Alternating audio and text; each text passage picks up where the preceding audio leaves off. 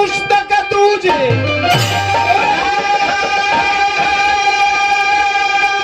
एक हाथ है तुझे।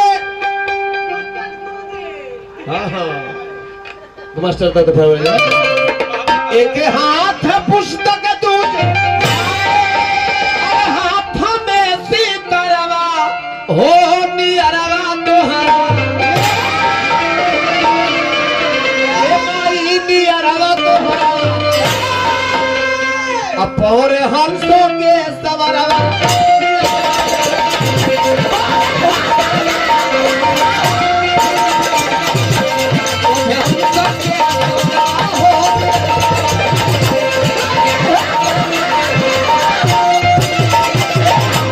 ज्यादा लंबा ना एक हाथ है पुस्तक बिना दूजे हाथ में सितारवा हो नियरवा शोभे हंस के सवरवा हो नियरवा तोहरा।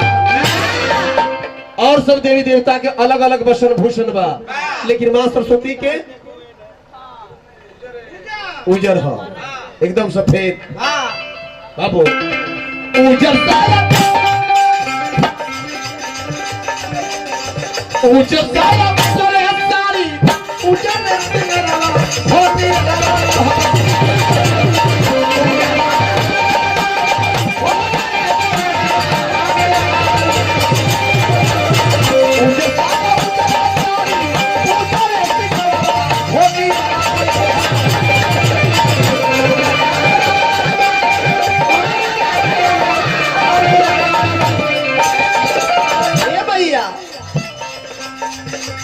शोभे कालावा में हरा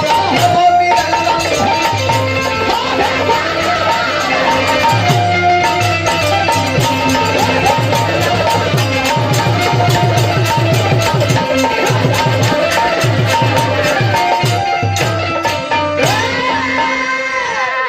मैं ना छोड़ ली तो निकले लीलारा रास्ते ऐसा ही बोला इको को कुछ ना हुआ असाला मसाला कुछ ना ना मिले तो कम से कम पोखरिया लग पोकियो ला के डालते हूँ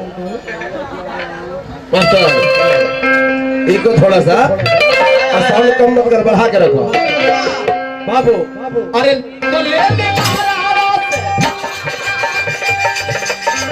निकले जो भी कहा